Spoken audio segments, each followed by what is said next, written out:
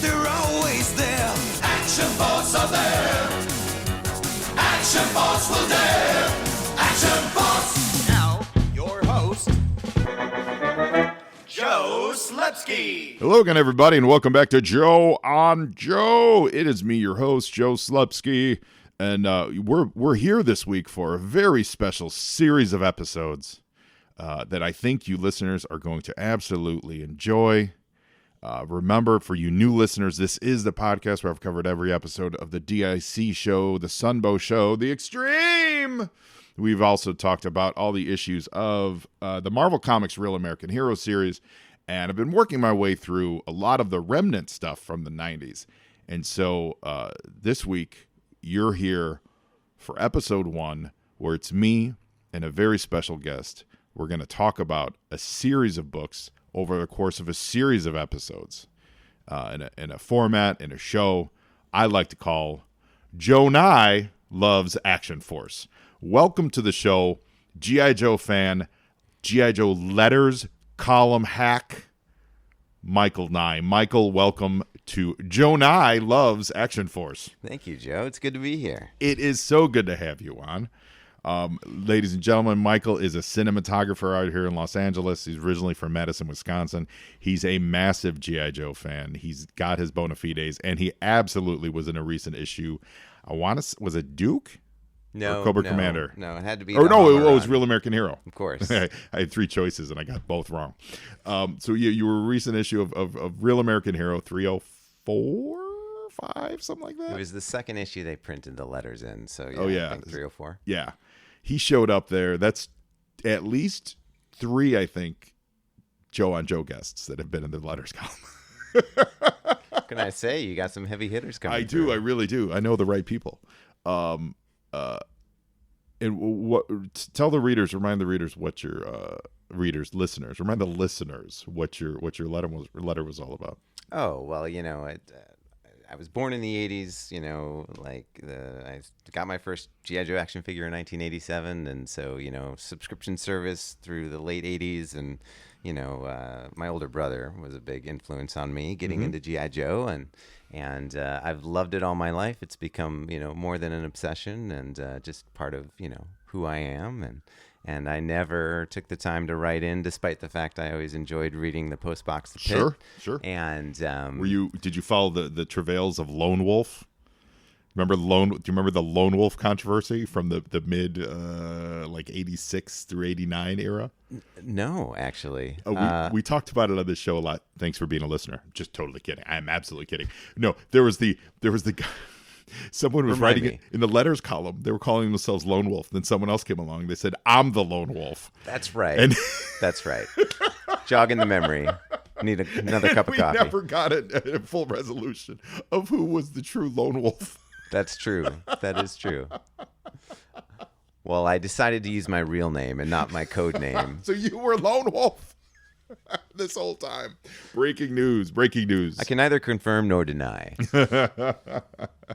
So I've also never even tried writing. It's not like I've written and it's never been. I've never sent a letter to a comic book publisher, even when I was a kid. This is my first time. Do you get any notice that they're using it, or is it completely blind? No. It was a surprise. Yeah. You just you write in, and I know a lot of people, obviously, with the relaunch have been writing in. Yeah. And I guess I just put a lot of time and thought into it, and I honestly thought it was too long, but there it was, printed, not edited, and it's via email, correct? Via email. I mean, we still send, we still have stamps in our house, and if that was part of the requirement, I would have sent in a real letter. I don't know if you know this, but you would have been mailing about 6 blocks that way. No, more than that. Sorry, about 2 miles that way. Oh, okay. Yeah, it's a little further than that. Skybound is right down the street from where we're recording today. Small world. It is a very small world. And if you're listening, Skybound. If you're listening, Skybound, that means we need to do an in-person interview, is what that means. That's right. So that's exciting. So you picked up the issue, and there it was, or were you expecting it? Like, did it take you? Did someone alert you to it first? No, I honestly I read the story first, and then I read the letters, and I read the first letter, which wasn't mine, and then I saw mine, and no, I didn't cheat. I had to. Did you buy an extra copy to cut it out, frame it on your wall? I don't know if I could cut open or cut apart an issue of G.I. Joe, but I definitely did buy an extra copy. Yeah, you did. And I was quick to give my brother a call and say, hey, so we should go over this issue. And we talked about it, and sure enough, he was like, that's great. He was impressed. That's so. great. Is your brother still into G.I. Joe? Like, to you guys, is that something you guys can bond over still? 100%. Yeah. I mean, he's got a full plate, 3 kids. He's a high school teacher back in Burlington, Wisconsin. But Oh, we got Wild Bill. Wild Bill attacking overhead. Circling above.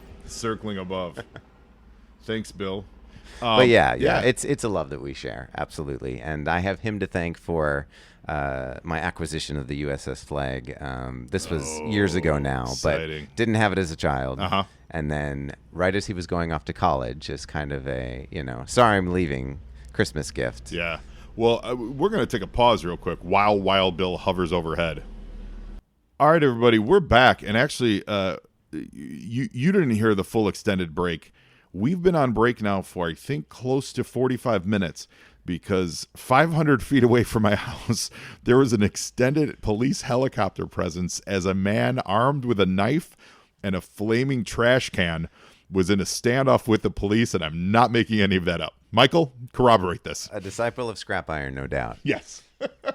He was on a he had climbed up a telephone pole and was waiting with a rocket machine to shoot at. Actually, that reminds me, I did text Toileteel to hold on and not come home until it was resolved. Let me tell her, as we're doing this live on the air, it's safe. It's safe to come home.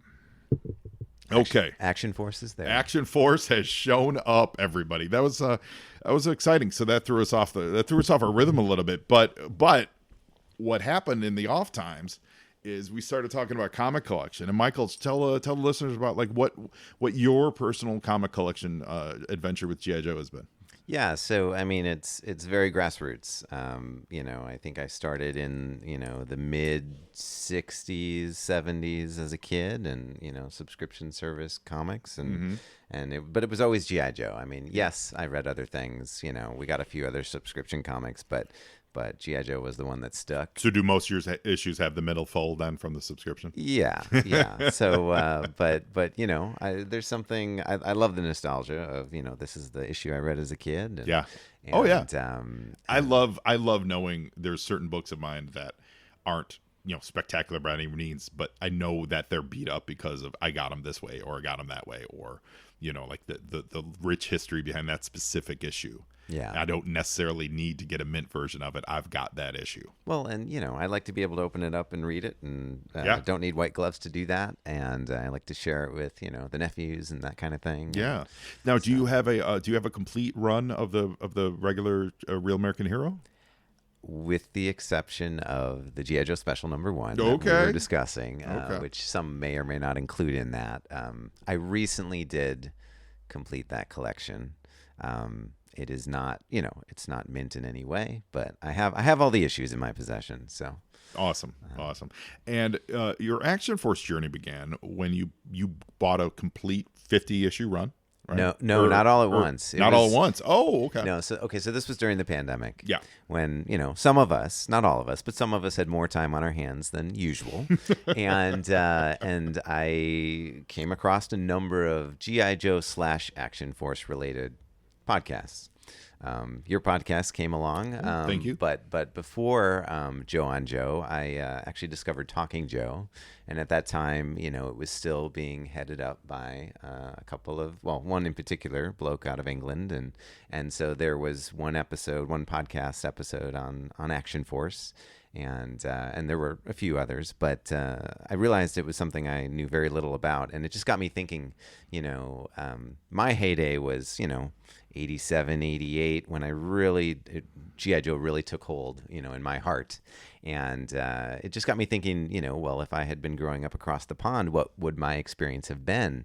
And I know, as I've learned a little more, that over in England, they were a couple years behind as far as the toy releases and that kind of thing. And so Action Force, really was in its heyday, just as I was getting into it in the States. And so I wanted to learn more about it. I mean, I'm in my 40s now, and realize I knew little about Action Force. And what was it was it just a rebranding, or was it a retelling? And as soon as I had heard that there was original content being produced in England that, was not for initially American readers, it just got me thinking, okay, well, what haven't I read? Yeah. And so I got online. I looked at, where I could pick up a few copies of Action Force here or there for, not a lot of money. And I got maybe half or a little more than half, fairly reasonably here in the States. Various vendors had them. But as I got more into it, of course, I didn't have to be a completionist, but I'm like, well, I have to read these stories that I've never read. Yeah. And so I got to at least, get my hands on these issues somehow. And so I ended up, in the end, knowing that I was going to be going to Star Wars Celebration in London, finding a few of the issues, because, shipping from England is just exorbitant. It's crazy. Especially like for one issue or something. And found a guy over there who had almost a complete run, and had the issues I was missing and that I couldn't find anywhere here in the States. And I said, well, I'm going to be over your way, for Star Wars Celebration. What if you just, I pay you now, and I'll pick them up when I get there. And so we did a little Jason Bourne-esque exchange. Oh, exciting. And so I hand carried from England, the last remaining copies that I didn't have. Of Action Force Weekly is what we're talking about. It ran 50 issues from I guess it was March of 1987 to February of 1988. And so yeah. And it's the magazine format size. They're printed on thinner newsprint. Not newsprint. That's not newsprint? No, because it's glossy, right? This is. Oh yeah, I guess it's glossy. Yeah, I guess it's glossy. Yeah, no, it is. It's like People magazine print. There you go. Whatever that. It's funny. I used to. My old bosses are screaming right now. I used to sell paper for a living, so I should have known what this was. I should not have called it newsprint. I would say definitely they are thinner, but also like the quality of the imagery is vibrant and. Oh, it's very vibrant. It really pops. Yeah, it doesn't fade. The gloss pops. The colors are really great. The art styles on all these are very consistent with the Real American Hero style at the time. Yeah. So it fits right in. Lots of strong holds on the blacks and the inks and stuff. So that, for me, that really pops with G.I. Joe. I really think there's that heavy shadowed, more realistic, like visual really works well with G.I. Joe versus a more stylized, cartoony superhero-y look. Sure. I think that really works. So today we're talking about issues 1 through 6 of Action Force. That's right. Action Force Weekly. Action Force Weekly. International heroes. That's right. If you've got them, break them out and go through them with us. We're not doing a full-on like Joe on Joe page by page thing, but we're going to be covering each issue for a few minutes. And if you got them, go through it. Otherwise, they are available on the Baron website, right? Yeah, so you won't be able to find, obviously if you have the actual issue in your hands, you get to see all the adverts and, everything in between the pages. But they do have on bloodforthebaron.com, you can go and you can read the actual, just the story pages. Yeah. So the essential bits. Yeah, and that's, yeah. So check those out. We're going to be doing a series of episodes of this. So this is episode 1. Not sure exactly how many it'll end up being, but we're going to try to cover all 50. So it maybe end up being like, this may be like part 1 of like a 10-part series or like an 8-part series. I don't really know, but we're going to have fun. We're going to discover it, and hopefully you guys enjoy it as well. So Action Force number 1, a fantastic cover.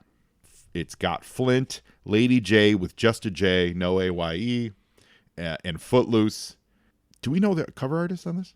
Yeah, it's Jeff Senior. Oh, okay. Jeff Senior, Geoff, correct? Geoff. Yes. Yes. And we've seen his stuff. He did some of the work in some of those annuals too, I believe. Yes. Yeah. That I know that name. It's great. Like it pops with color. It looks like something that would be on a actually on a box, a toy box, because it's got that explosion. It's got the style of the explosion of the box on it.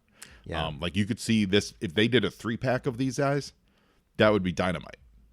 You know, and I dig it. It's full color, only 32 pence. That's right. That's it. And the first issue came with the second issue for free. Number 2 presented free with this issue. Oh, so these were bundled together in a plastic bag. That's right. On March 7th, 1987, for 32 pence, you got 2 issues of Action That's Force. exciting. Yeah, you're right, because this is weekly. Yep. It doesn't just say the month. It actually has the week of publication. Now, do we know, and you may not know this, is that the week of release, or is that the week they want you to pull it? Because you know how in America, the month on there was when they want you. Do we know the difference? I cannot confirm that specifically. I'll try to figure it out for next issue.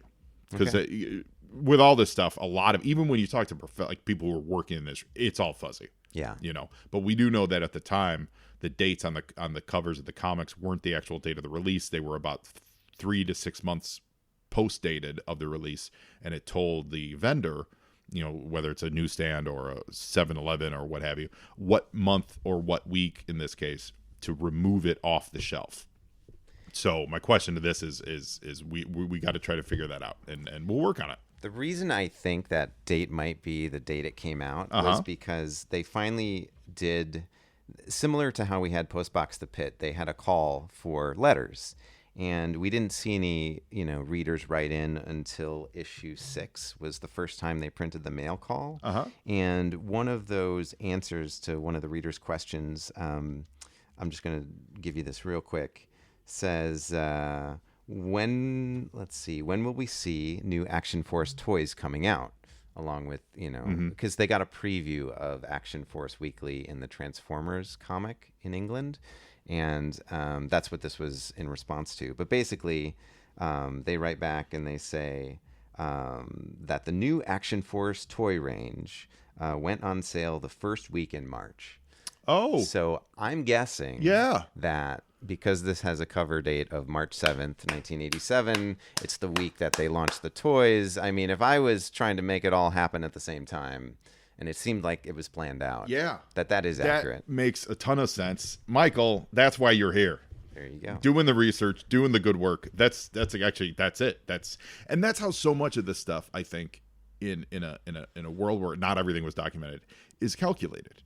When you look at some of the sites like 3D Joe's or Carson he'll put together things that people have said about creations of things, and like this guy was pretty sure this happened then, and that person that happened then. If that's the case, then they must have happened at the same time, and that's what we just did here. Yeah, that's fantastic. So this was on the shelves March 7th, 1987. Yeah, and even though issue 2 has a date of March 14th, 1987, just know on March 7th, Yeah, they both were out there. Well, interesting. Just jumping ahead real quickly. Where did issue 3 go? Oh, yeah, out of order. There it is. I thought they jumped an issue. Yeah, so that'll be the 21st. And then, perfect. So so here we go. Action Force. The story's called Gunboat, and this story is classic for me. This was classic James Bond, Mission Impossible style adventure. Oh yeah. And the funny thing is, I've since learned that they kind of had an edict, like for Marvel UK from Hasbro, please focus on these characters. Okay. As opposed to the ones we're focusing on in the States for G.I. Joe. Like you won't find Duke in this book and that sort of thing. Please focus on these characters and so we can sell the toys. Yeah. And yet they start out with a story where a number of these main characters, Lady J, Flint, are not in their outfits that match up with the toys. So the fact that it is an undercover story and the characters, it's very British to have this kind of story. Yeah. But, it's a little against the edict that Hasbro was like, let's see these characters in their costumes. Right. But yes, and we also get Shipwreck and Barbecue and Footloose. Yes. are not characters that got a lot of focus in the American version. So that makes complete sense. No, and the funny thing is, they give a little descriptor in this first issue, kind of each individual. And you mentioned Barbecue. He is dubbed the fire expert. Yeah. And as we read through the story, in the States, we may know him as he puts out fires. Well, he Not in Action Force, he doesn't. he's an incendiary guy in Action Force, which is great. Yeah, he certainly is. Yeah, Yeah. it really works. So they're on it opens with them on a like a cruise yacht liner. It's Lady J just with a J. I noticed in later issues they did give her the AYE. Yes. But in this one it's just Lady J and Flint. They're a little bit undercover, and then we flash back to this mission prep sequence where, in very Mission Impossible style, very James Bond style of James walking into the office of M and saying, "What's my mission?" They're in a and frankly G.I. Joe did this too, but they're in a briefing room, and Mr. Trent, who we've met when we previously talked about the Action Force annuals, Trent is there, and he's giving them the lowdown that basically they know Cobra's on this boat. They know there's a bunch of arms being smuggled on this boat. And the problem is legitimate citizens were also invited on this boat. That's right. I feel like that's a purposeful decision by Cobra. Yeah. In other words, to give some collateral damage so if they get caught, they have a lot of hostages. Absolutely. And they're doing a big arms deal. So we get a special mission force per se of Jay, Footloose, Flint, Barbecue, and Shipwreck. Barbecue does have his helmet off in one scene, and I think that's it for the rest of the book. Yep. And no Polly that I see with Shipwreck. I don't see any Polly. And I had to do a double take. At first, I thought, "Is this Claymore?" Yeah. From Special Mission Brazil. Could be, yeah, because he doesn't really look like Footloose. He's got yellow with brown camo. Yes. So yeah, a little different. Yeah. But he does have the sweet mustache. Mm-hmm. And on the cover, he's got the sweet helmet. He's got the sweet gillied helmet. Yep. would be the best way to phrase it. So we get a page and a half of that, and that's the other thing too with these action forces. They're not full length adventures. They're briefer adventures. Page and a half of that, and then we're back to the action on the boat. This first adventure is 11 pages. And originally, the goal was to have each one be 11 pages, because then they could put two together and then maybe eventually print them in the States for a 22-page comic. But after the first issue, you'll find out very quickly they didn't have the time, the resources to make it all happen. So they go down to 5 pages after this. Were these the ones that were reprinted as the European missions? No. So... Yes, not in their entirety, but a number of these stories were reprinted in what was first Action Force Monthly in the UK, and then rebranded for G.I. Joe European missions in the United States. And that was a 15-issue run. Right. That was monthly, not weekly. Yeah. That picked up in June of 1988. So after this, Action Force Weekly was canned and canceled in the spring of 1988. They brought Action Force Monthly back in the summer. And that was intended as much for an American audience as it was the European audience. That's why Michael's here, to drop this data, research data that I have not done. I will say I am going through these for the first time, but then what I'm using is just kind of a backup like source, maybe dig into it a little bit more. The Total Action Force books that Brian Hickey and company put out, particularly Volume 2, which addresses this, this era of the Marvel UK Action Force era, is a good resource. Good. Both for the toys and also for the comics. And so if you want to find those on, absolutely find those on. They've done Kickstarters for them. You can find them online. You can get your copies of them. They're good looking books. Yeah. So that's a good, So, one, the artwork in here is, so real quick, written by Simon Furman and drawn by drawn by Ken Hopgood. Kev Hopgood. Right. Kev Hopgood, who we've seen his work on Action Force before as well. And written by Simon Furman. Now, Simon did pencils, I think, on some of the later stuff, and Hopgood did inks. Did I read that? So at least for these first 6 issues, I can tell you that Kev Hopgood did all the pencils, and Simon wrote the first 3. I'm sorry. And then Mike Collins wrote the 4, 5, and 6. Total brain cramp. They do this, and I'm willing to bet this is a European thing. They put the slash there. Do you see that? Yep. So as an American reader, that for me, that's a connector. Sure. So my brain was saying that Simon Furman was the penciler. Right. And I know Simon Furman's a writer. Right. But in the Larry Hama vein, I was like, oh, maybe he pencils as well, and maybe Kev Hopgood did inks over his rough layouts or something. But yeah, so that's interesting because they do the dot, but then they also put in the. They pulled Simon Furman from the Transformers team. He did a lot of work on Transformers. A lot on first in England and then obviously in the States. And so to kick off Action Force, they said we need our heavy hitter Transformers, writer. And this issue plays out very much like an episode of the cartoon. Yeah. It really is a mini adventure. I feel like every adventure on a boat that we've ever seen in any movie, film, or TV always involves people going in disguise, mingling like normal, and then someone reveals something to get the party started. Sure. Because you have to have enough time on the boat to get away from the dock. If things were too obvious near the dock, you would never therefore then get out to sea. Yeah. So in this case, we have a couple people, bakers bringing a cake onto the boat, and turns out those bakers are Cobra Commander and Destro in disguise. And the cake itself is is that their weapons attaché? Oh, it's their money. It's their money. It contains. So this is it's an exchange between Destro and Cobra Commander. So Destro is being paid for his services here. Yeah, for his services to deliver the weapons. So Destro's bringing the weapons. The weapons are on the boat. Cobra Commander brings. They both brought the money on there, but he's not going to technically give it to him until they get because it's a little silly. Yeah. I'm giving you all this money, but we're also going on the boat together. I could have given you the money earlier. I know who you are. I know where you live. In fact, 5 issues later, we go to your castle. But we're going to do the exchange on the boat. And that's when we see that while half the team is in disguise, the other half are just wearing their outfits, breaking into the boat. You think a disguise might help them, too, in case someone happened to look over. But instead, they see this garish, red-clad barbecue. That's right. Who looks, when I say garish, the artwork in here is stellar. The artwork is absolutely great. It's really Marvel, 80s Marvel. Yeah. Lots of great action. The colors are, I don't mean this in a bad way, they're very flat. Mm-hmm. So they're, it's very old school coloring, but the printing on it is not, it's better printing. It's a higher quality of print because they're on the glossy paper. Yeah. So it has a different feel to it. It's kind of got a bright, a flat look, but it pops more, if that's not too confusing of a description. I think, because in these Action Force Weekly, they also have reprints of the Marvel G.I. Joe issues a bit to help flush them out. And I think the quality of these, because you'll start to see from the newsprint, you see more of the...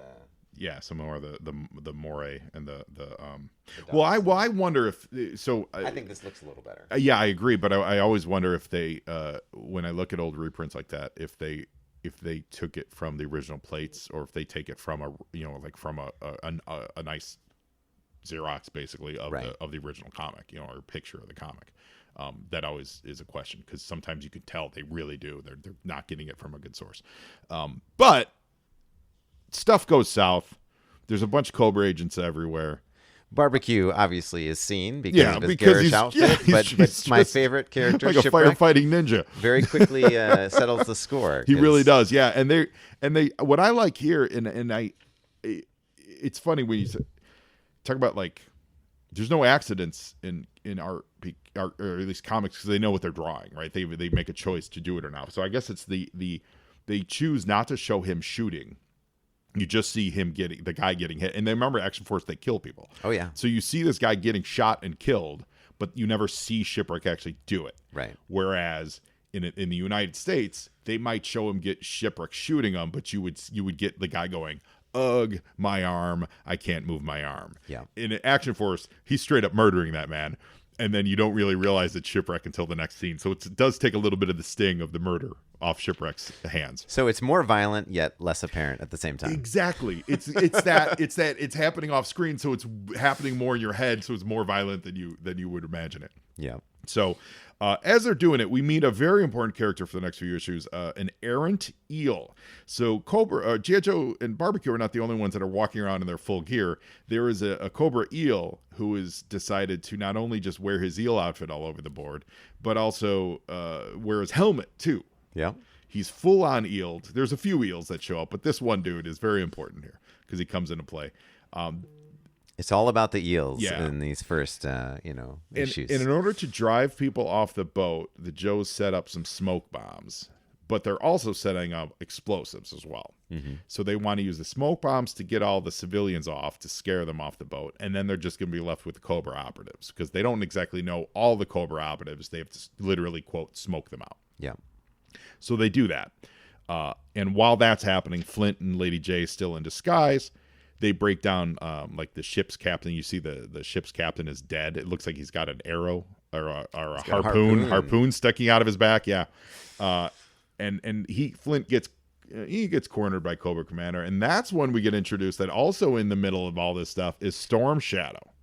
And Storm Shadow shows up and he tells Cobra Commander that there was a saboteur, and he's talking about Barbecue, and he neutralized Barbecue, but they really need to get off this boat. Yeah.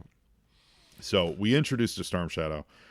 Cobra's plans are going awry. Now all of a sudden there's gunfire. Flint makes his move. Everyone escapes. They escape on a Cobra Moray, which is sweet. Yeah.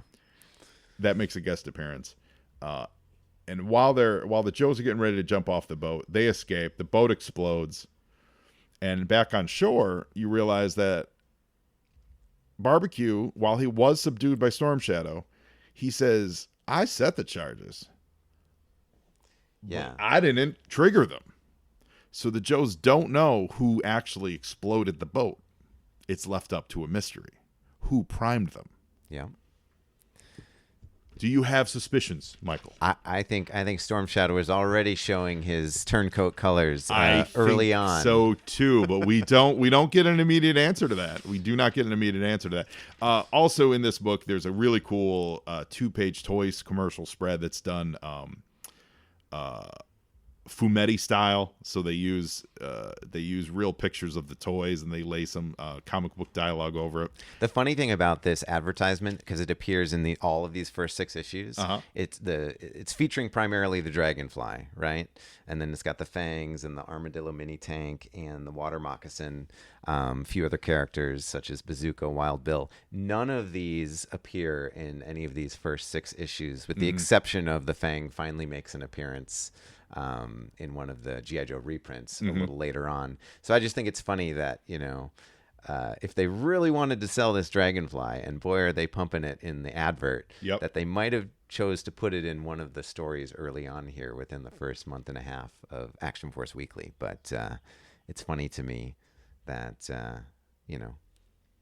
it's not. I was talking about There's earlier. only so much coordination I think they could achieve. I know. Yeah. So, but they look. They got Dreadnoks though. Dreadnoks eventually show up too. Yep. And then we get a breakdown of a little profile on Flint, and then we've got the best defense, which was the reprint, special missions reprint from that preview, special missions preview that we got. And for the eagle-eyed listeners out there, the intelligence profile Flint, and they did this with a number of Action Force characters. Of course, their birthplaces are from other places. It's international, so they're from all around the world.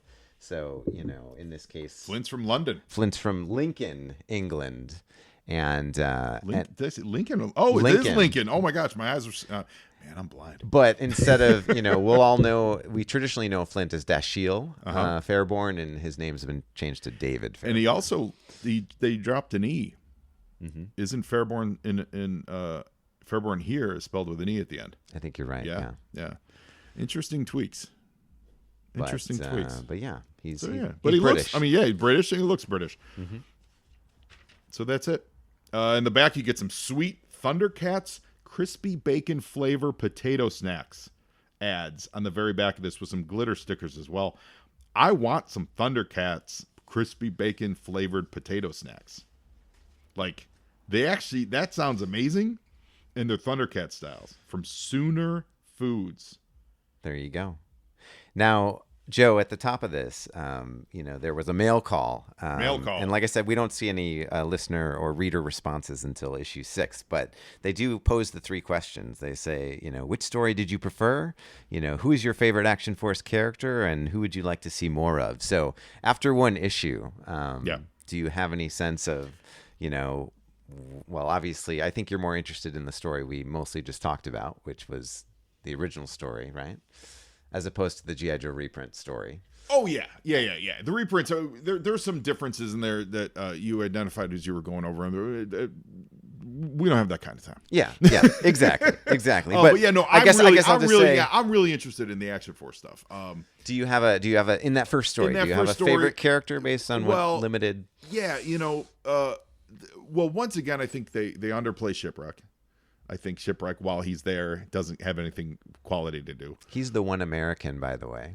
If you look at all their birthplaces, if you research it, he is still from the States. Yeah, okay. Well, that makes sense. England doesn't want to claim Shipwreck. That makes sense that they wouldn't.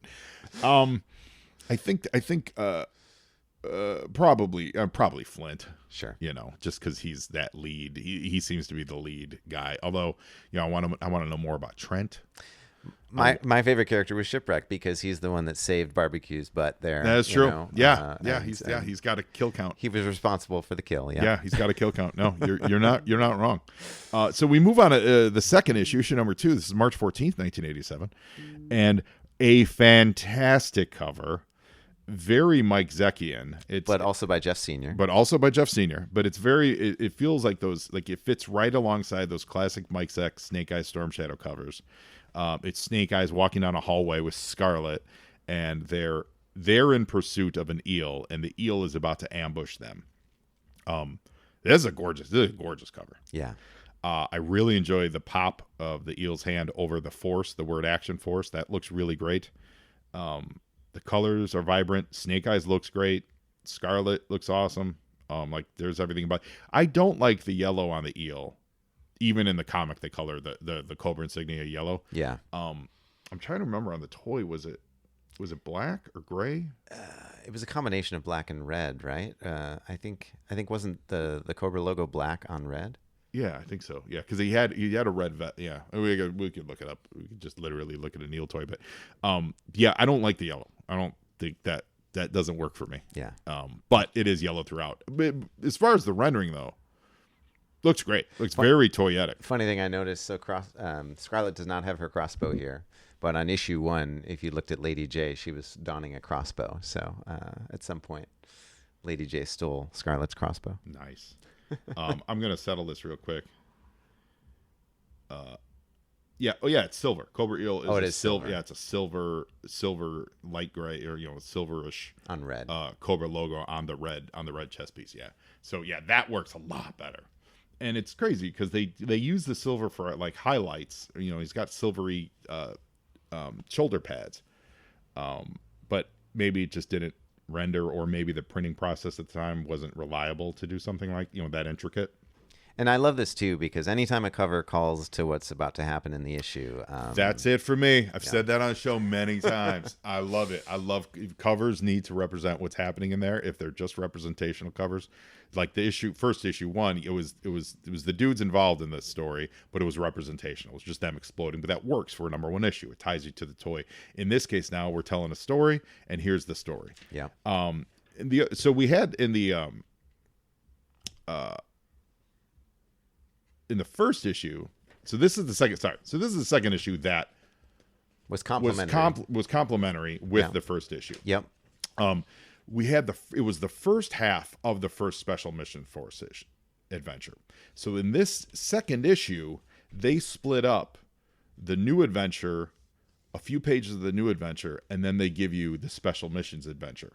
Yeah. So what you're referring to, it was a G.I. Joe story from G.I. Joe issue 50. Right.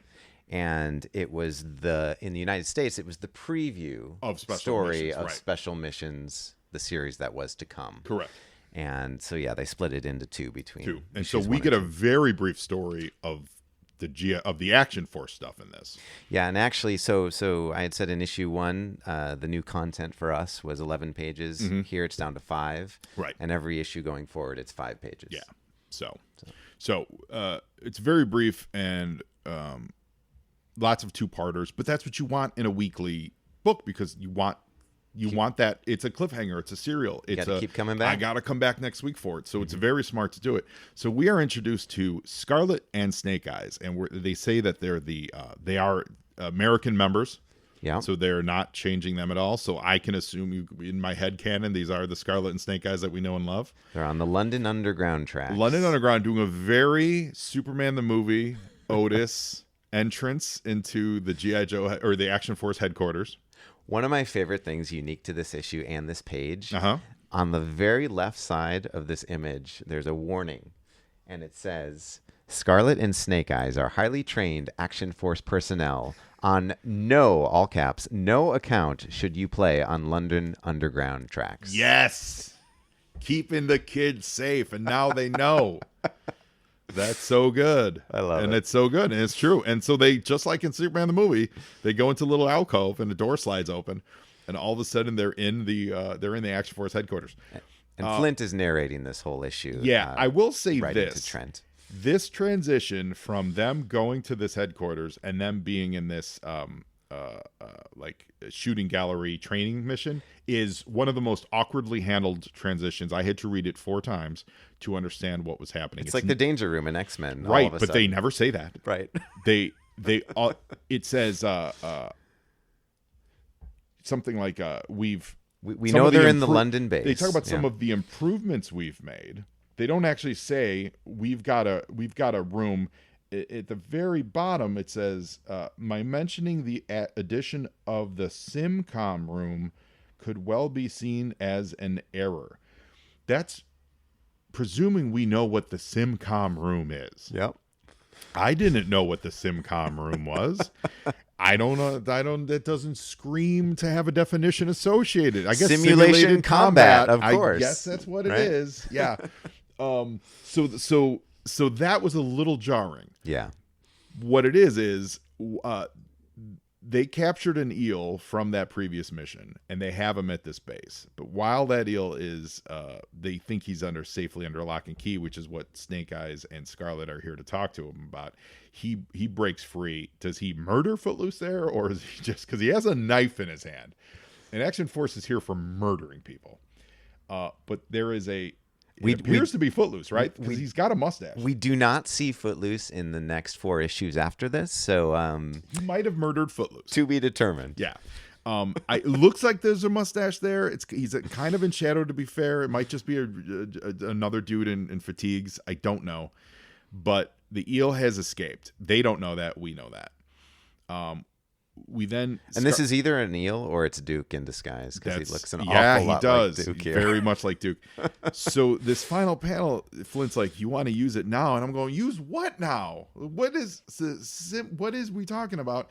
And she says, "Listen, Flint, Snake Eyes and I need regular training to keep our ninja skills honed to peak perfection. We're only talking simulated combat here."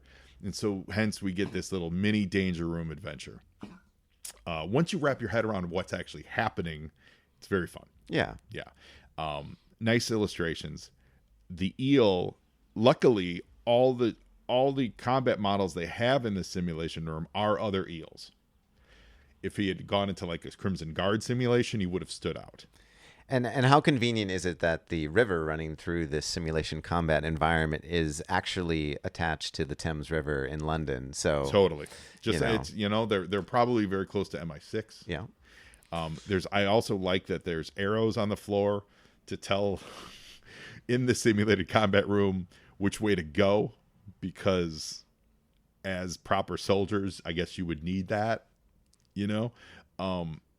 So there's a bunch of robotic like dummies eels set up, and that's what Scarlet and Snake Eyes are going to come across. And very much like the Danger Room, Flint's up in his room and he's pulling levers levers, and these fake eels are popping up, and Scarlet and Snake Eyes are taking them out as they go, until they finally meet one at the very end.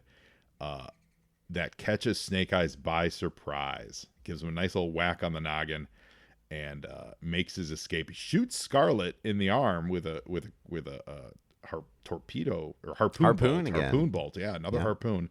Snake Eyes is knocked out, and Flint realizes that he's watching this all on camera, and he says their only chance might be, now that this eel is escaping, is to follow this eel home to their headquarters.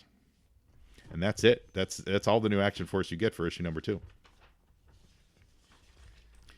You've got the rest of the reprint issue. And then at the back, we were talking briefly, it's got a little nod to what they did in some of the early Battle Action Force stuff. Which was a totally separate continuity. Totally separate publisher. But they would include other military stories as well that weren't related to G.I. Joe, Action Force, Cobra, Blood for the... None of that stuff. Just a military story. And we've got a sweet little first part of 5 pages of part 1 of 2 of a story called My Brother's Keeper, and it's by Ken Stacey, who is a lovely illustrator. He did a lot of really cool painted stuff back in the day, so I think he's still operating in some capacity. Really lush stuff, very animated style, very, I imagine Bruce Timm was influenced by this stuff. He's probably like one generation older than Tim. Yeah. I think. Well, no, because Batman the Animated... No, he's a contemporary with Tim. Oh, yeah. He totally would be, yeah, because animated series was being in the works right around now, and Bruce Timm's style was all that. So yeah, kind of a contemporary. So, but you know what it is? It's Space Ghost. They're all influenced by the guy who did Space Ghost animation. Why can't I think of his name? He did a little bit of comics work. Sorry. Yeah, you guys. I know. Dave Ament right now is screaming. Dave. But yeah, this story, it's a 1955 period piece and features 2 experimental aircraft, one of which, this Flying Wing, was instrumental in the eventual development of the B-2 bomber, the stealth bomber, in the 80s and early 90s, I guess. So that's kind of cool. And yeah, I actually enjoyed this little story. Yeah, it's fun. Totally not Alex Toth. That's what I'm right. thinking of. That's right. Yeah, sorry guys, I had a total brain cramp. Yeah, very Alex Tothy. I think that's why. That's the influences I see. So I love Ken Stacey. But this is Joe-Nie loves Action Force, not Joe-Nie loves Kevin Stacey. So no Thundercats advert on the back. No Thundercats advert. What did we get? They print the story on the back. Yeah, the story on the back. That's another thing that they used to do a lot with these. Yeah, is where the U.S. were like kind of adamant about front back covers being ad spaces and stuff. This is story on the back. They're all 24 pages, and they number every page, whether there's an advertisement or some ancillary material. It's a page. Yeah. So moving on to issue number 3, Flint on the cover saying that Action Force needs you, very much like the Uncle Sam needs you to recruit. Another Jeff Senior cover. And that image, I would say, is one of the most utilized images in most Action Force marketing material that I see. You'll see it in various places when they're asking you to write in letters, and they'll reprint this image a lot. Yeah, very much so. So it says Jeff Senior, a regular printed. This was an image that Jeff Senior drew. Oh, and it was part of their recruiting him into joining their team. It's what drew him to the book, or drew them to his art to work on the book. Got it. Because I saw it, and usually on this inside cover, that's something like, it's a preview of something that. And my brain went, was fan art or what? Yeah, and I was like, oh, are they going to go to like a comic convention in this or something? And then it never happened. Yeah. So they're promoting Marvel UK because again, Action Force is new to Marvel UK, so they're using some other. They do a great job with cross promoting all this stuff, whether it's the toys or the Marvel stuff. Yeah.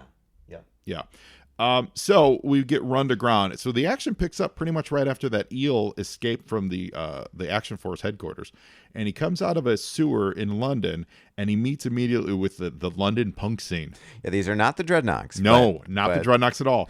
I would say London punk scene for probably this is 1987. Yeah, probably about from 7 years earlier. Yeah. So these are London punks that you would imagine in the very early 80s. Not so much, I think, around 87. I think Zorana's cousin is in there. They look great though. They absolutely look great. They should be dreadnoughts. They've got mohawks. They've got leopard print pants. He's absolutely a member of Tiger Force. Oh yeah, that dude in the middle. He's got tiger pants on. yeah, and a fan of the Punisher. Yeah, fan of the Punisher. Fan of leather, chrome. So they attack him. They do an old like the it's very much like the Terminator. Like when in the first movie they whip out the switchblade and Schwarzenegger's naked and it's what's his name the actor who passed away from everything. He did everything with James Cameron. Man, blanking on names today. Anyway, but it's that scene. It's a bunch of punks saying to the Terminator, we're going to mess you up. But it's an eel this time, and the eel proceeds to wipe the floor with them. This eel is the kind of a guy that I would expect him to show up later as like super eel. He's, I was saying, who's your favorite character? In this issue, this is my favorite character. He's great. This eel is like great. Legit. He's really great. Like he should have been like Scarface. Remember Scarface? Yeah. In the G.I. Not Scarface, but the G.I. Joe guy. So Yep. he was a regular Cobra Trooper. Yeah, he was a regular Cobra Trooper, but he had that's what's happening with this eel. I'm loving him because he's super talented. Beats the crap out of these 4 punks. Steals portions of all their clothing, so now he's disguised. He's wearing the Tiger Force pants. And I guess we don't have to point it out too closely, but on page 5 in the upper right, there's something that's a bit risque happening art-wise. Oh boy, there's some naked punks. Yeah, well, he took his pants off. Yep. So he's got no pants. What can I say? And Flint and Snake Eyes, by the time they show up here, the punks are still unconscious, meaning he may have killed them. And he left, and he took all their clothing, and oh no, this guy's getting away. So he's apparently he survived. So the eel has he's kinder than Shipwreck. But he's now wants to be a member of Tiger Force too. He really wants to took be a those member pants. of Tiger Force. Those pants are great, and they're Outback's looking at that, going, "I've got an idea for something. That's right. I think I could do it." Snake Eyes, by the way, rendered wonderfully. Yeah. It's his V2 look. And he's got all the right belts in all the right places. Everything looks great. I mean, all the rendering is really solid. There's nice shadow work. It's very much the 80s Marvel style of, quasi-realism, musculatures that are normal looking. They're not overly exaggerated. They're not superhero-y. They're very much what would real people, well, it fit real people, but what would real people look like doing this stuff? Yeah, and that version of Snake Eyes, again, so this is 1987, but in England, everything was about 2 years delayed. So that whole 1985 run of action figures is where they're pulling a lot of the designs from. So they realize that the eel has gotten on a double-decker bus with a Transformers advertisement on it. Yep, cross-promotion. Yep, they're in a Silver Mirage Jeep chasing him. I like that it's reversed. Yeah. Because they're in England. Yep, that's right. Because if memory serves, right, the Silver Mirage had the sidecar on the other side. Yep. This time it's on the other side. The left, yeah. And Snake Eyes is driving because Snake Eyes would never ride sidecar in a Silver Mirage. I do like that they're openly packing Uzis in the streets of London. And they see they chase this now Tiger Force looking Cobra eel. He runs into a Tasty Burger, which is, think of McDonald's Big Belly Burger kind of thing. And it turns out in the back of the Tasty Burger, the whole thing seems to be a Cobra front.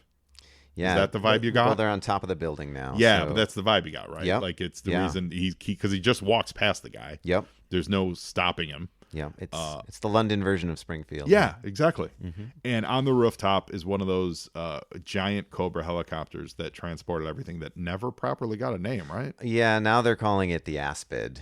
Is that compliments of IDW and very recent Well, G.I. it needs Joe a name. history. It needs a name. It should always need a name. So now I would refer to this as the Cobra Aspid. Yeah. But yes, in this era, it did not have a name, but it's a great shot. It's a wonderful shot. I mean, this panel is amazing. And Snake Eyes, it's very quick. The economy of storytelling in this, by the way, is fantastic. In 5 pages, they cover a lot of ground.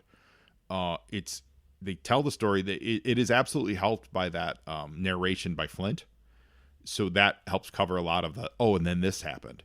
But it's still really well done visually in that you can really follow what's happening. And in this case, Snake Eyes is faster than Flint. He gets to this helicopter. Or actually, he's the only one in pursuit. Flint's staying back in backup. And Snake Eyes goes to the helicopter and then disappears. So Flint assumes he's hiding on the helicopter. We assume he's hiding on the helicopter. We actually don't get any confirmation of that. It's just that Flint is on the roof and he doesn't know where Snake Eyes went. And we get a little flash of Destro and Cobra Commander. Yep, they're flying the helicopter again because they have to do everything around here. That's right. If you want a job done right, you got to do it yourself, guys. This does come packed with a awesome poster. Yeah, it's still stapled in here. Yeah, but... it's still stapled in, and it does appear to be the poster of the cover, which is Action Force Needs You, which would make a dynamite poster to hang on a wall. So, listeners, if you're going to get one issue of Action Force, get issue 3 and make sure it comes with the poster in it, and get that poster framed because that is a good-looking poster. They've got all kinds of freebies. Issue 1 came with issue 2. Issue 3 comes with a free poster. Yeah, and then we get the second half of the Ken Steacy story. Some betrayal in the sky. And it was a Russian spy that they had to neutralize. Russian spy the whole time, and he had to overcome childhood trauma, as all good military stories do. So now we're on issue 4 of Action Force here, and boy howdy, they're not wasting any time. The cover is the cover of JJO 35. It's the dogfight issue. 34, rather. Sorry. It's the dogfight issue. Mike Zeck. Recolored. But same artwork. Same artwork, because this issue is part 1 of the reprint of... Last issue was part 1 of the reprint of the dogfight, the Ace Wild Weasel dogfight, which is an amazing... Shakedown, that's the name of the story. Yeah, so what they've done is they've taken the G.I. Joe reprint part 2 and they've made it the headline story for this issue. Right. So why wouldn't you? I mean, it's one of the all-time great stories. Yeah. That doesn't get enough love, as much as we do love it. Everyone likes to talk about 21 and all that. No, Shakedown is one of the great stories of all time. Really well told. Oh, and as an Irish citizen, I have to mention that Lady J in this universe is Irish. Oh, okay. So, you're an Irish citizen? I am. Yeah. What? U.S. and Irish, but nice. Yeah. So we get the primary hook of this is the part 2 of Shakedown. We all know how great that story is. Do they ever speak with like a brogue? No, they they throw the. But if you got the toy, and you got the Action Force file card, it makes sense because she's super green. You know what I mean? Like that's a no-brainer. Yeah. You just say she's wearing shamrock colors. So you flip all past that. You get the advertisement, the same one for the dragonfly in the middle. And then we get to Coils of the Serpent. And I think this is my favorite story of these first 6 issues. I think this one resonated the most with me. Okay. Just because of the crossover from it. Like I read this and I was like, have I read this before? Because I've seen many of these locations, of course, in the G.I. Joe comics, and it just feels like it's just it's a short story, but it's great. It's solid, and it's using the Destro Silent Castle, so it's using stuff we've seen before. There's no reason really it can't take place in the same continuity. We're in the Balkans. Yeah, we're in the Balkans. It moves. It picks up right after the previous one. So the helicopter lands and Snake Eyes is on the helicopter. There's a very small drawing of him. You can see him sneaking off the back. Yeah, so if you look close, you can see where he's at. They go so far because it is so subtle. Yeah. They do literally spell it out. Unheralded, unnoticed, final passenger leaves the helicopter. Yeah. His name is Snake Eyes. So this is I also got the vibe of this one, obviously, of the Snake any Snake Eyes on the move mission, but that always makes me think of Wolverine in the sewers. Yeah. It's just so good. So Snake Eyes is working his way through the Silent Castle. He's straight up murdering fools too. And now we finally meet the Baroness, and we get high court drama of the highest order from the Cobra High Command. I love it. Mm-hmm. I'm here for it. This splash page of Cobra Commander's vision of what the world will look like when they run the world is fantastic. We should point out that this new issue is actually written by Mike Collins and pencils Kev Hopgood once again. So now Mike Collins has taken over the storytelling. This spread is Michael. Can you describe that for us? Yeah, I mean, it's to me, it's the height of Nazi Germany. It really is. I mean, it is, really is. We've got the banners that instead of swastikas, we've got the Cobra logo and, just City of Flame. giant, like, instead of a mushroom cloud, you have this giant snake image in the sky that's just about ready Maybe this is to. where the producers of the Snake Eyes movie got the idea. Yeah. It's awesome. Like, it is absolutely out of a World War II story. There's, like, you up close near the camera, you got a couple Cobra soldiers that kind of frame it for you. You've got people marching, captured, like citizens captured by Cobra. The city's in rubble.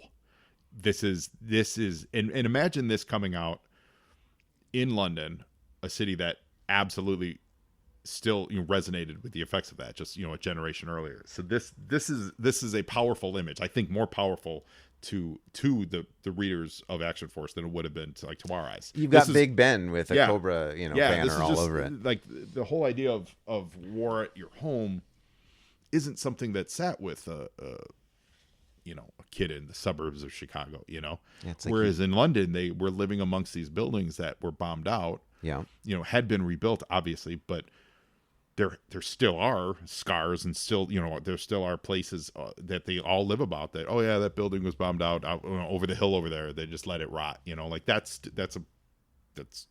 was a fact of life in all of Europe after World War II. Yeah. So this is a really powerful image to use in this book. I would love to see this colored again. With a little bit more, subtlety. I'd love to see, honestly, the pencil art. Yeah. For this. It's really good. It's really good. And then we get more ranting. So it's Cobra Commander talking about, his plans for world domination, and Destro and the Baroness. We see it's that complicated relationship that Destro has with Cobra and Cobra Commander of, I'm going to work with you, but I also think you're a fool. And I could do the job better. Yeah. So he's kind of laying his plan out that I'm going to take this thing over. He doesn't mince words. I mean, as soon as the commander leaves the room, he puts it straight out there. Yeah. I mean, he's got a whole chess set dedicated to it. Yes. Yeah. Yeah, he really does. I'm always here for a Destro chess game. Always. As soon as I see a Destro chess game, I get excited. I mean, here's Destro taking a figure of the commander. And popping its head off. Flicking his head off like a dandelion, you know. Dispose of it without a thought. Totally. And when that happens, after we get that 2-page, and what I liked about this is we talk about economy of storytelling, and they only have 5 pages, and they move pretty fast. They spent a lot of time on that emotion. They spent 2.5 pages explaining what Cobra Commander wants, why Destro thinks he's a fool, and what Destro's plans are. And then we cut back to some of the action, and we see Snake Eyes once again cutting his way through the castle. And he interrupts Cobra Commander on the toilet. I feel like that's what's happening in here. As Cobra Commander screams to call for the Dreadnoks. Yeah, so basically, Cobra Commander is alerted that Snake Eyes has cut through a number of Cobra troopers. Funny? I thought that was Snake Eyes. No, it's not, because he's got a little bit of a sash on. You but can no, see it's in not. the panel before. So this one guy gets away. So this actually has the highest kill count of any issue thus far. 4 Cobra troopers are mowed down by Snake Eyes and his Uzi here, but one gets away, and so Snake Eyes has to turn tail. What's interesting? So let's think of this then, because I'm reading this thinking, Snake Eyes, he hides on the helicopter because he's going to find out, I guess, where their base is. That's what they were essentially doing last issue. But when he gets there, he makes his way through the castle to murder everyone. He could have just escaped. That's true. You know what I'm saying? He could have just climbed. If his goal is not to, that's why I thought it was Snake Eyes there. If his goal was not to go in and kill some people and stop Cobra Commander or get him or kidnap him or whatever you're going to do, he's essentially just getting out. Yeah. So he rode the helicopter to then escape. Maybe he didn't know that the commander and Destro were the ones in the cockpit of the helicopter. That's a good point. Because he might have, acted a little bit differently. Hey, I'm not second guessing Snake Eyes. I'm just saying I'm trying to understand what's going on here because he's so quiet and so mysterious. He just never shares his inner thoughts. The only thing I wanted to mention real quick, at the beginning of these issues, there's this mission control and they give you a lot of information. And so one thing they do is they tease in issue 3 what they're going to have starting in issue 4 is this new TAC page, which is the Technical Arms Compendium page. Exciting. And it says in the next issue, we're going to feature Ace, Bazooka, Footloose, Heavy Metal, and Wild Bill, all talking about, G.I. Joe equipment and vehicles. And so we're going to feature the Sky Striker and the M16 and M203 grenade launcher. And they say that we're going to see Ace, Bazooka, Footloose, Heavy Metal, and Wild Bill. But in the end, you'll see here in issue 5,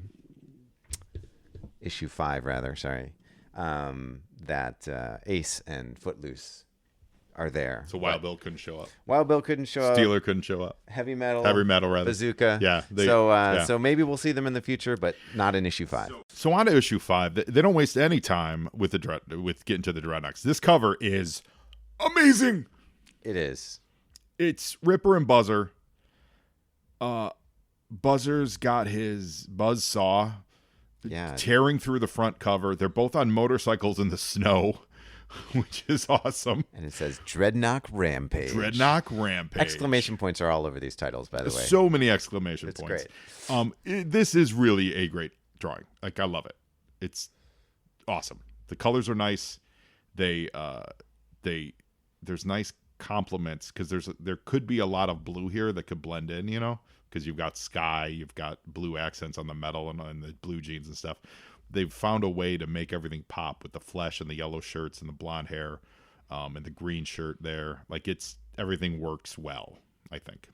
And just to bring it forward to the G.I. Joe Classified of modern day, once again, Torch is nowhere to be found or seen. And there is a promotional image of the Dreadnoks in here that has Torch, but he clearly is the third wheel. Yeah. Well, he always struck me as more chill. There you go. He really did. Buzzer was always kind of like wanna be the leader, and then Ripper was always just like the bag man. The most dangerous. Yeah. Ripper's like... Yeah, like Ripper was like... He's the real criminal. Yeah, he was like the savage. Yeah. Buzzer was like the quote-unquote brains of the operation. He would always overthink it. And then Torch was always just like this old hippie who liked to blow things up and light them on fire. Yeah. Like I got a concert to get to. I got to practice for Cold Slither. Don't get in my way. It is funny, before they start the story, in Mission Control, they do a little preview of what we're going to see in the Dreadnoks, and they do refer to Buzzer as Buzzsaw. Oh, yeah. And in the story, they get it right. In the dialogue, it's Buzzer. But then again, in this promotional image it's like a pinup of the 3 Dreadnoks, and it's Buzzsaw once again, you'll see. Interesting. To this day, I've said this before, I've always had trouble keeping Buzzer and Ripper separate in my head as far as names, and to this day, to this literal moment, I always have to say Buzzer Blonde.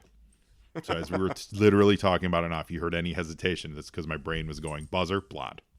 Yeah, that's just Torch. Torch is Torch. I get Torch, but Buzzer and Ripper I've always confused, and I will never not confuse them. But so now this is super James Bond. Snake Eyes on skis through the Alps. They're on motorcycles. They don't seem modified, except there are spikes on the wheels. Yeah. So they do draw the spikes on the wheels, but like there's no skis, there's no like half ski, half. It is straight up spiked wheeled motorcycles. And it is daytime. So the filmmaker in me is like, well, we just left Snake Eyes at nighttime in the castle. Right. They arrived. Obviously, that was the evening before. So this is like next morning. Yeah. Day for night. That's right. Yeah. Where did he get the skis?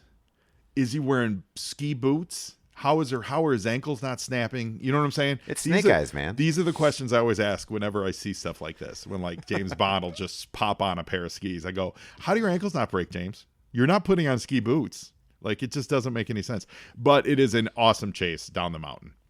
At one point, Buzzer literally takes his diamond-studded chainsaw and he cuts an entire tree in half. Yeah.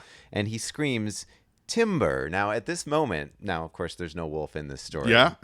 But we know the action figure came with a wolf, even in England. And so, to me, it would have been so funny if at that point, that's when he met his wolf. Yes. A wolf was living in the tree, jumps out of the tree, like, who destroyed my house? And Snake Eyes catches him and is like, come live with me. And the wolf's like, all right, let's do this. And Buzzer posthumously gets credit for naming Snake Eyes as wolf. It's also like he cuts through that tree so fast, and they're actually then somehow ahead of Snake Eyes. You know what I mean? Like there's weird. It's a very. I guess they're above him. They're not ahead of him. They're above him. So Snake Eyes went around a bend. They went up top, cut the tree down. As Snake Eyes came around, that's what's actually happening. As Snake Eyes is coming around this jump that they didn't do, that's when the tree falls. And then Snake Eyes has to make a jump over that tree. And as he makes the jump, they're actually able to shoot him in the arm. Yeah. That's 2 arm shots on both two ninjas in within 3 issues. That's right. Yeah, that's a lot of arm ninja action. Doesn't stop Snake Eyes though. He still keeps making his way towards this town that the bottom of the ski slope would be host to. Yeah, but now we have real blood. So he's leaving a trail of blood for the Dreadnoks to follow. Yep. And assuming because they didn't do the same like ski jump ramp path that Snake Eyes took, it takes them a little longer to get down the mountain. Yeah, that's the assumption I'm making here. You know. Snake Eyes makes it down to there. He's at this hotel or postal office, or did it say exactly? Manager? It's a resort. It's Hotel El Pino. Yep. Snake Eyes bleeds on the page, which is a fun touch. You notice the telex machine? So in the age of text messaging, this is old school text messaging. Yeah. So this is not a fax machine? No, this is pre-fax. This is an actual telex machine. It references. It says telex. Oh yeah. Snake Eyes writes down, "I want to send a right, telex." He does. Yeah. But that's not a fax though. That is telex is something different than a fax machine. I honestly thought that was like European for fax. It predates the fax machine. Really? Okay. And well, that's really cool. So while you look that up, and while he's doing that, the Snake Eyes punches in the phone number, the secret phone number for the Action Force or G.I. Joe headquarters, Action Force. While that's happening, that's when the Dreadnoks catch up to him, and they just break through the window on their motorcycles. So I guess all I see is telex is still in operation to this day, but not in the sense described here. It is a required element of the global maritime distress and safety system. Really? So it's different than a fax because it's not image based; it's just text based. Got it. But it sends must send like really short burst, secure very text secure. messages. Yeah. Okay. Oh, that's really cool. In print form. That's great. Anyway, they Buzzer kicks Snake Eyes. They grab the telex out of the hands. They realize, well. He uses his buzzsaw to cut through the... Snake Eyes gets a nice pop in the jaw, though, and makes his escape. Snake Eyes may be a martial arts expert, but he doesn't know how long he can stay conscious as the wound is slowing him down, so he needs to do something. He steals one of their motorcycles. And I'm sorry, but the idea of Snake Eyes driving away on a motorcycle, shooting another motorcycle with like shooting the gas tank and having it explode, that's a pretty great move. yeah. I'm here for that move all day long, every day. The editor of Action Force was quoted as saying, "We didn't really hit our stride until issue 5." Oh yeah. So he said, "We spent a little bit too much time doing some espionage and whatnot, in the beginning." Very Bondy. But Very he's Bondy. like, "Look, it's Action Force. Yeah, It's got to be an action comic." it's true. So in his estimation, issue 5 is where they really ratcheted up the action. I agree. And, I agree. Well, and Badoom says it all. yeah, and what are we talking about? In 4, it was very they spent, of the 5 pages, they spent a fair amount on the court intrigue of it all. Right. So yeah, so this is now the flip of that. And the telex gets received by Alpine and... So this is Dusty. Yes. He's looking a lot like Footloose from earlier. Very Footloosey. But this is Dusty. This is Dusty, yeah. He doesn't look at all like Dusty, but they do say that he's Dusty. No helmet. No helmet. So now we've got that reprint of That Sinking Feeling. We've also got the TAC page previously mentioned. Ace talking about the X-14F Sky Striker. Footloose talking about the M16 that they use. Got a little glossary of terms here. Yeah, and my only gripe is Footloose is talking about the M16 and the M203 grenade launcher. Mm-hmm. His action figure came with an M16, did not come with the grenade launcher. Aha. So really, it should have been Leatherneck talking about the M203 because I like that. I like that. And Leatherneck was a part of Action Force. Yep. So Oh yeah. Didn't we read one of the stories where Leatherneck went into the... In one of the annuals? Yes, in one of the annuals. So that was later on. Yeah. But Leatherneck went undercover and found his old mates, and they were all a bunch of doomsday preppers who thought the war had never ended. Right. And then at the end here, the last page, we get a little, there's an advertisement for a subscription. We also get a little comic strip called Codename Comrade Colin. Combat Colin. Combat Colin, sorry. And so we wouldn't know this, but I've heard enough about it from other people that this became a mainstay in Action Force. Really? And so it's Done by Lou Stringer. completely different tone. Yeah. Yeah, it's like Beetle Bailey-ish, but with an art style that's more Fred Hembeck. He looks like... But essentially, he's an overzealous individual with guns. Yeah, he's got a lot of guns. And you meet Colin, and you meet his mom in the first issue. And then the final page is a commercial for Transformers. We got introduction to Combaticons, Stunticons, Protectobots, and Aerial Bots, the sets to actually buy the actual toys. All of which were buy all 5, and they become this, Man, I Voltron-esque. I love those. They tried to do it with Battle Force 2000, and what a failure on the G.I. Joe side. Yeah. But I love that idea, man. I love those Transformers toys where the Combaticons and stuff. I was a sucker. Whenever they'd show up on the cartoons, I was like, yes, teams. And they tried it, and they did the teams with like Tiger Force and stuff. That was, I've talked about this before, that was a little bit right after I left collecting, so that the team part of it wasn't really up my alley. But the combining thing, if the Joes had ever figured out a way to really get the actual toys to actually do that well, because Battle Force, not well. Yeah. That would have been huge, man. If they ever do, I don't know if Lenny has any plans to do Battle Force 2000 and G.I. Joe Classified. Ralph Snart. Okay. That's who I'm thinking of. Oh, Ralph Snart. Yeah, I'm sorry. Go ahead. No. You're not. Anyway, I'm just saying. I know there's plenty of detractors for Battle Force 2000 out there, but I sure would like to see them give it another go and actually make it work. Not related to Action Force. Yeah, Ralph Snart, ladies and gentlemen. That is exactly who I'm thinking of as far as art style that looks similar to this guy. So real quick on Action in issue 5 there. We might have missed it, but we got to see Action Force's Geneva headquarters for the first time when Dusty and Alpine appear. Oh, right. So, again, this idea that they're international heroes, they have bases all over the world. So now we've seen their London base, we've seen their Geneva base. And they've done a great job of introducing new people. So in that case, they just give us one panel, but now it's Alpine and Dusty, are in the mix now. Yep. And then those two carry you forward. So really do a great job with carrying you forward from week to week. Yeah. I definitely think so. Issue 6, fun cover. I wouldn't say great just because it doesn't have much of layout, but it's a fun cover. It's a leaping Crimson Guardsman who looks great. I love all the detail on him. It feels like he's spraying a gun. So that gun then kind of takes the eye, so you don't need a lot of the details on the leg. But it looks like one of those drawings where they kind of just rendered the body, and we're like, let's just finish the leg somewhere else. And also, the background is reddish orange. Yeah, you needed a different color background. It's like red on red almost. Correct. Yeah, I agree. It's not the greatest cover, but it's a fun rendering of that CG. There are some later covers in Action Force Weekly with Crimson Guard that I think are far superior to this. Ooh, okay. So, well, I'm excited to get to those. Yeah. All right. So if you're going week to week, you're like, why are we all of a sudden at the Eiffel Tower? Because that's what I was like. I was like, all of a sudden, they were doing a good job of carrying us forward, and then all of a sudden we're at the Eiffel Tower. Oh, but there's a good reason. Well, Cobra Commander did mention in the last... Oh, he did? 2 issues ago. 2 issues ago. So in issue 4, he's like, we're going to go and we're going to bomb. We're going to Paris next. Yeah. So now we're at the Eiffel Tower.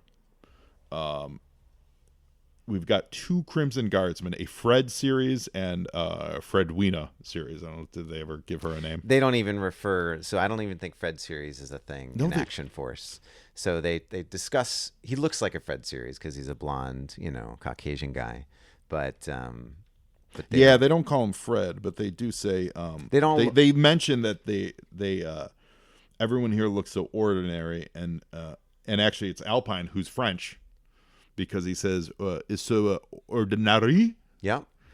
But then they say Cobra's Crimson Guards are made to seem just that, Alpine. They pose as respectable citizens until the day they get the call. So yeah, you're right. It's not necessarily a Fred series per se, but they're doing the same thing. Yeah, a little bit in Mission Control. They talk about the Crimson Guard. They give you kind of a little preview of again what you're going to read. And the biggest difference here is that it's men and women, and in the beginning, and they don't all look the same. Yeah. So it's Alpine, it's Lady J, Airtight, makes an appearance, which is awesome. And then Dusty. And a little confusing. Why Airtight's there? Hostile environment, you know. Well, yes, confusing because later on though there's something that's very confusing about it. They again because we don't have any time. There's 5 pages here. You very quickly go to a Superman shot of the Crimson Guardsman revealing his Crimson Guard uniform underneath it. Yeah.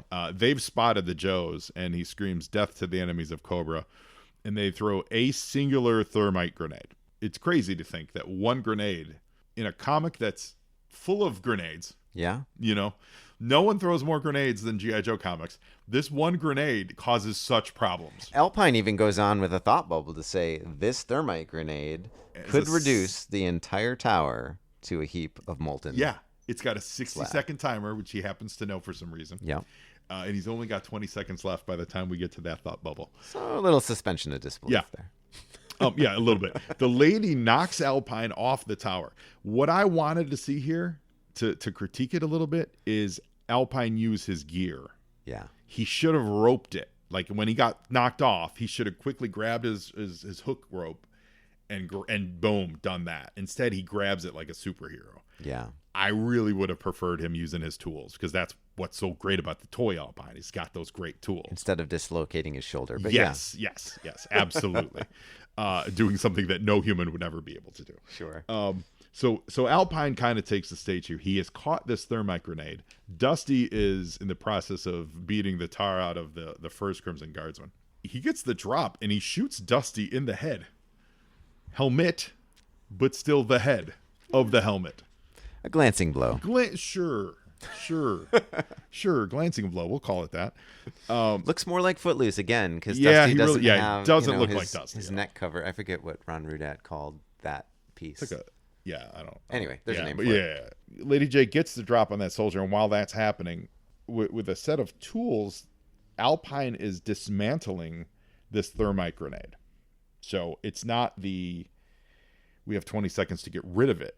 We have 20 seconds to open it and defuse it. That's right. And it's a grenade. It's not a bomb. It's not a big old machine or something with wires.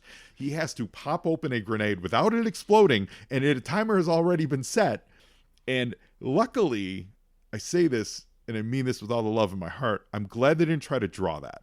Because it would have looked real, I'll say dumb as this sequence is, it would have looked really dumb if we were watching him take apart a grenade with a tiny screwdriver in 20 seconds and somehow defuse whatever is going on inside that grenade. Yeah.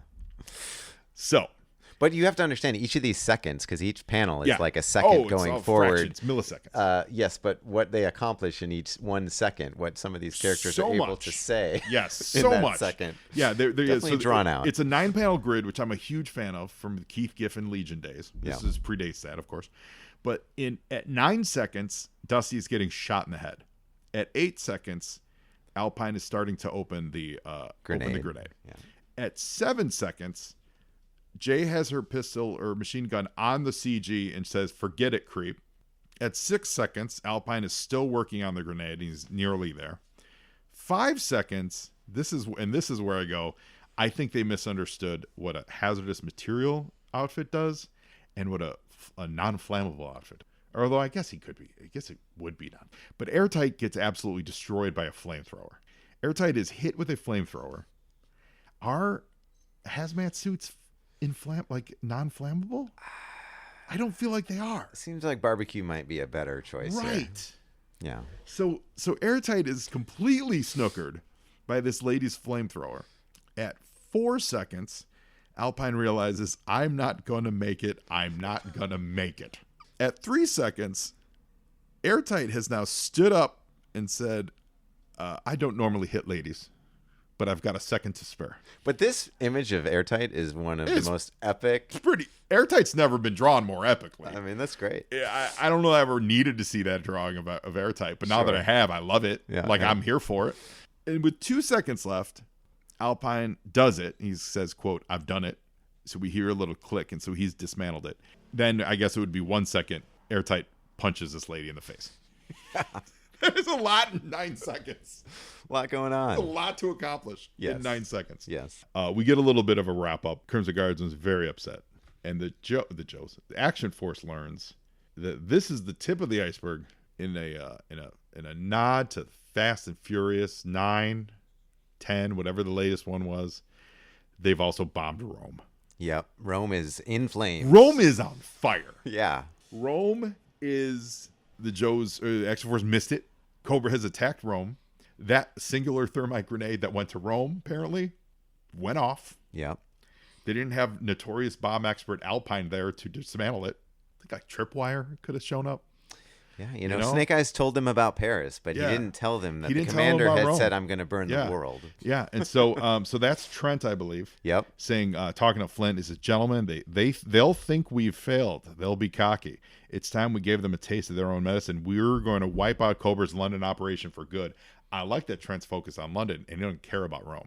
Well, you know. Trent's like, let Rome burn. For Queen and Country. Yeah. Action Force, or as they say in the cartoon, full force. Yeah. We're Rome's on fire, but we're gonna focus on getting them out of London. Well, in fact, they're like rats. We'll root them out of London. They'll go back to Rome, and let the Italians deal with it, because we're not yet the EU. The EU, I believe, had not yet been established, if memory serves. That is correct. So therefore, then they're like, take that Italy. That's for World War II, is what they're saying there. So you go past the Joe story, which was part 2 of the sinking feeling. Yeah, part 2 is sinking feeling, and then on the final page we got another codename Combat Colin, another Flint by this, and the back page we got an ad for Battle Beasts, air or fire, wood, water. That's what they battle for fun. You can play the mystical 3-sided challenge with the new Battle Beasts. Oh, so it's like a rock paper scissors. Yeah. So to reveal it, you must rub the special battle badge, and it could be firewood or water. Fire burns wood, wood floats on water, water puts out fire. But no one knows the secret until you buy them. So you got to buy more Battle Beasts. That's right. Because you got to make it happen. I did find it interesting using that iconic image of Flint that we've seen a few times now. Because we had the subscription service here in the States. This is how they would do it. So basically, if you wanted to subscribe to the comic, you had your parents fill out this little form and cut it out of the comic. Although it does note, if you don't want to destroy your comic, have them Xerox this page, fill it out, and telex it us to it. But just this idea that they're not asking for any money. You literally put your name down, you put your address. They're not asking for any money? So just read that real quick. Please reserve a copy of Action Force from deliver it with your regular paper order. Oh, so you know what this is? This is it's like your do you know this or my? Yeah. Oh, okay. It's no, I don't know the details, but it's like if you have it's like a newspaper delivery. Yes. And you pay for that monthly. Right. So they're saying add this to my monthly newspaper subscription. Right. So I would pay for my Action Force in arrears. So this isn't for it to be sent to your home separately. This is for it to be bundled in with your newspaper. Right. And then your mom and dad would pay for it at the end of the month. Instead of $4 for the month's worth of newspapers, it's $4 and a pence. Yeah. And we know this. It's 32 pence, so 128 extra pence.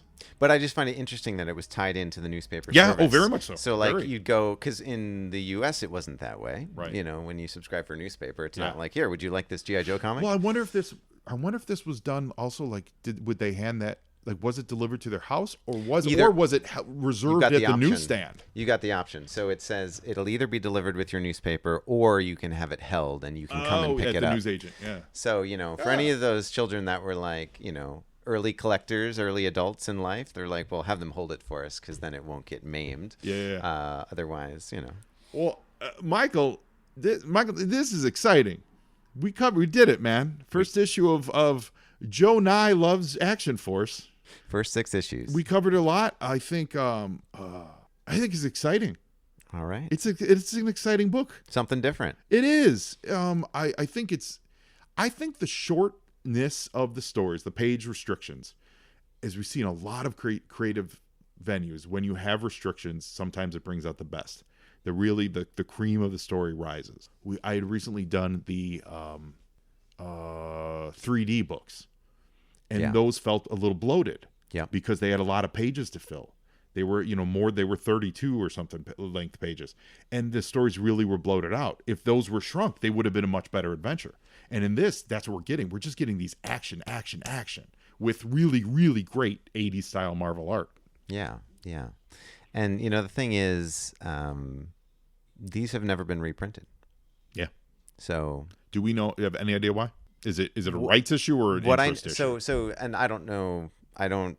What I know is this. So Marvel UK basically was around until 1999, at which point they folded because Panini out of Italy essentially took them over. So Marvel UK was no more. And in that time, before 1999, they just didn't have the thought to reprint these.